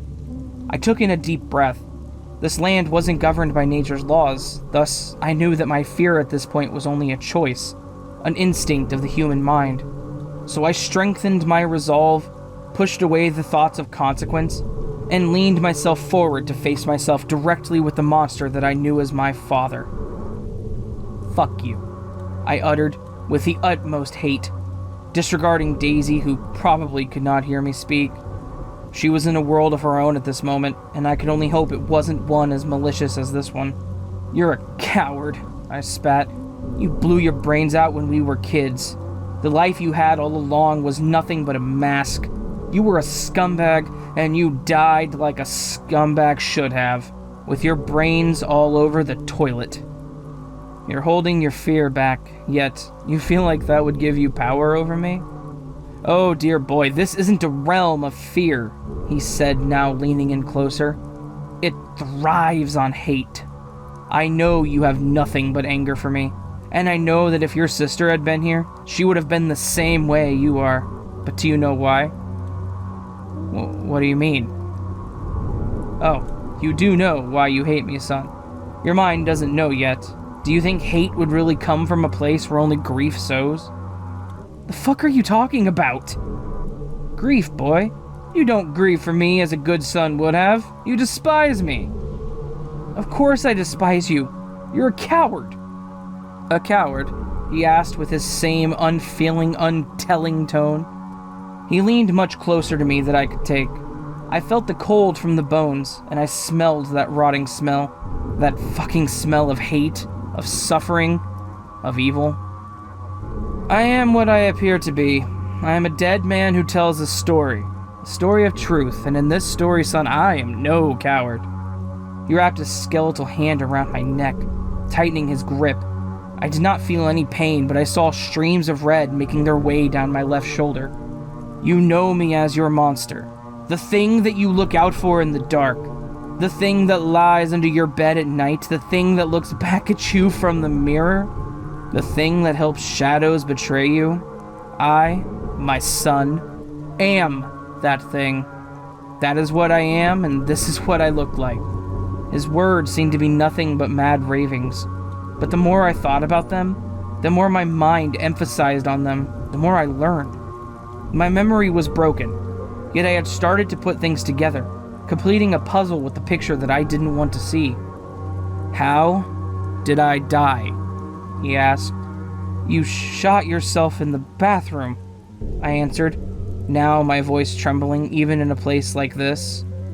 "How did I die, son?" If I said it, it would make it real. I can't let this horror come alive. I needed to do something about it, carve my tongue out if I could, but the temptation to speak, to let the truth spill, it was far too great. I killed you. I shot you in the bathroom. In the bathroom, eh? Now, who's the coward? You were big. I was afraid. Coward. You were an awful man. You monster. I looked straight up at him. I knew there was a tear down my eye, an impossibility. You did those awful things to Abigail, to me, and you took judgment in your hands? You fucking monster! I yelled as loud as I could. You were our father! A father to his own executioner. If I could, I would have killed you over and over and over again. Because you don't belong here. Down there where people live. Rest in hell, you son of a bitch. Silence. Hell? Where do you think that whore wife of yours is right now? He said in his usual empty tone. I felt my hand grow heavy. I held on to something. There it is. A chance to change the course of time. What happens to that girl is in your hands now, boy, he said. I didn't know what was happening. All my emotions had been coming back to me all of a sudden. I think I faintly felt my heart start thumping in my chest too, and a slight perspiration running down my skin. My life or Daisy's? The farm takes one, he spoke, now standing up as the skin of his body starting to surface, along with strands of fabric forming into a white tank top and an old pair of jeans. Cindy de la Croix came up from behind me, her skin pressed against my clothes. She had been naked. I felt an urge to relieve myself of my clothes as well, and fall into her for once and for all. But the fear at that point was already meddling with the anger in my heart. I knew in my mind that I was on the brink of collapse. Anger and lust, the two parasites of my soul, now stood at the end of me. At that moment, I foolishly, without a thought, made my choice as I picked the gun up and shot the man who called himself Joe in the face, spilling his skull and brains all over the bathroom floor. Blood spilt along the tiles, and a chill began to take over the room. I breathed out with my jaws hung open in shock, letting out a puff of white mist. I hadn't even realized that I was all alone. Daisy wasn't here, neither was the porn star. The bathroom door at the end leaked white light, and I knew that it was where I had to go. I fell on the dirt. I felt the handcuffs straight on my wrist. Daisy was rushed to the hospital along with me. They told me that my mouth had been foaming and my eyes had turned back into my skull. They were afraid that I might have had a seizure, but that wasn't the case. I was going to jail. There was no avoiding that. I had killed a nurse, and I had planned to confess the morning after. I knew Abigail wouldn't press any charges, but there was still a chance that she would try getting me locked up. A place I can't do any damage, just like her husband was. Take this, take my car, don't ever come back. Thomas Sky's words echoed in my head as I drove on the lone roads. I was upset. There was a part of me that wept at the thoughts of never seeing my sister ever again, but another part of me was glad. She would be safe, far away from me and the truth. Sky handed me a white envelope along with a set of keys to the car when I last saw him undoing my handcuffs to the hospital bed. He knew something I didn't. In that envelope, I knew there would be something for me. A truth which, if I hadn't known, would drive me mad. I never saw Cindy. I never saw Anne. I never even felt their presence around me. All I felt was the cold air and the sorrow that still clung to me. Eventually, the suffocation of the car and the overwhelming feelings from what had happened had been too much, and I had to stop. The scream at the side of the empty road didn't let much out, but it did relieve me a little. I also fulfilled that urge of repulsiveness and threw up away from my car. I didn't cry. I had been past that point, dangerously past. And that's when I knew I had to inspect the envelope. Inside, there lay an even smaller envelope containing cash, enough to help me for the while that I couldn't work. But that wasn't what I needed right now. What I needed was some information, yet there wasn't any. Other than cash, There was only a tiny bundle of what I could tell was the same incense I smelled in Sky's house before. Sky knew I wasn't an idiot. He didn't provide any instructions for me, but I knew what I had to do. The incense covered that malicious stench. It helped my mind ease wherever I went. Home was no longer home for me, and I found any excuse I could to stay away from it. The bottle was never something I could get used to. The taste of alcohol always disgusted me, and I suppose it was also the smell of it. At night, there were no dreams. Nothing at all.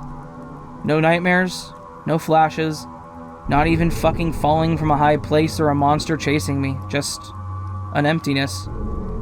Sleep felt like a prison, and it was hard to get any work done when I moved around with my mind standing on a twig. The car and the cash I eventually got rid of, but the spirit of Raventown, I know it'll never leave me.